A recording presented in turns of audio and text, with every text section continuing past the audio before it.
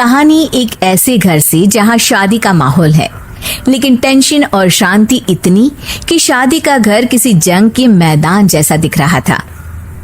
अरे जैसा मर्जी डेकोरेशन कर दो, पैसों की चिंता मत करो। इतना पैसा जब लड़के वालों को दे दिया तो फूल वालों को देने में मुझे क्या दिक्कत है? अरे धीरे बोलो ना, साफ लग रहा है कि फ्रस्ट्रेटेड हो। अरे तुम तो चुप ही रहो, एक बेटी संभाल नहीं पाई। सारा दिन मैं काम पर जाता था, सोचता था घर पर बच्चों को अच्छे से संस्कार मिल रहे होंगे, लेकिन नहीं, मैडम को तो अपनी किटी और फैशन से फुर्सत मिले तब ना।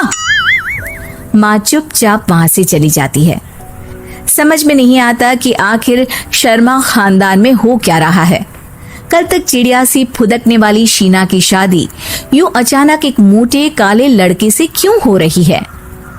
शीना कमरे में हाथ में गुड़िया लिए बोलती है, मेरे साथ जो हो रहा है ठीक हो रहा है। तुम तो सब जानती हो, साहिल मेरे लिए भगवान है। अब जब वो ही नहीं मिला तो फिर कोई भी हो, जिंदगी ही तो जीनी है, जी लेंगे। बाहर शीना की बुआ किसी से बात करती है।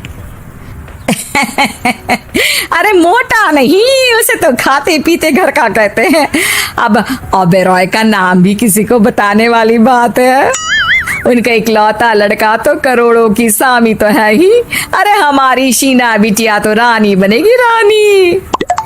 इन सब के बीच कहीं कोने पर शीना हाथ में मेहंदी सजाए बैठी थी और आंखों में आंसू सजाए।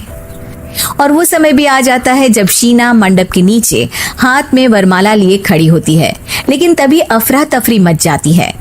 कोई कहता है, अरे लड़के की माँ को हार्ट अटैक आ गया। अरे अच्छी खासी थी, कैसे हो गया? अरे कहते हैं ना, किसी किसी लड़की के पैर अच्छे नहीं होते। हो सकता है कि मनहूस है ये लड़की। शीना पास खड़ी सब सुन रही थी। फिर शीना अपने कमरे में आ जाती है। शादी ये कहकर नहीं होती कि लड़की मनहूस है। अब लगातार शीना के लिए लड़के देखने आते, लेकिन आस पड़ोस या किसी के कहने पर शादी हर बार टूट जाती। लेकिन एक दिन, अंकल, मैं काफी दिनों से आपसे मिलने की कोशिश कर रहा था, लेकिन हिम्मत नहीं हो पा रही थी। अरे बेटा, हिम्मत तो हमारी टूटी पड़ी है। वैसे कौन हो तुम? अब मेरा नाम साहिल है अंकल। मैं शीना से प्यार करता हूँ और उसी से शादी करना चाहता हूँ। अरे अब तो किस जात के हो ये भी मायने नहीं रखता। बेटा, मेरी बेटी मनहूस है। ये सब कहते हैं कि इसीलिए उसकी शादी नहीं हो पा रही।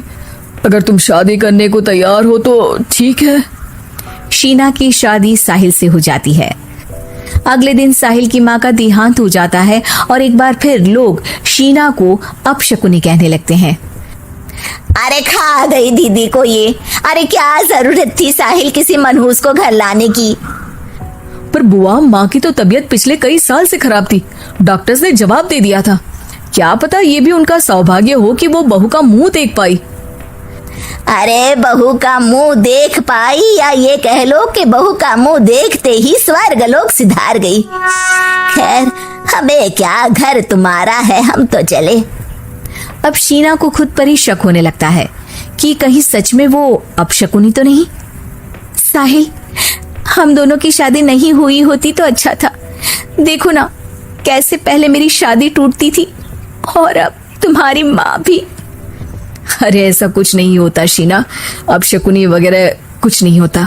ये सब तो ईश्वर के खेल हैं। वो शादी तुम्हारी इसलिए टूट गई क्योंकि तुमको मेरी पत्नी बनाना था, और माँ का जाना तो तय था। वो काफी बुजुर्ग थी, साथ ही एक ऐसी बीमारी से जूझ रही थी जिसमें डॉक्टर्स भी उन्हें नहीं बचा पाते। शीना साहिल की बात सुनकर तसल्ली कर लेती है और वहां से चली जाती है। अगले दिन, शीना, अरे ओ शीना। क्या हुआ? उफ, कहीं फिर मेरी वजह से कोई नुकसान?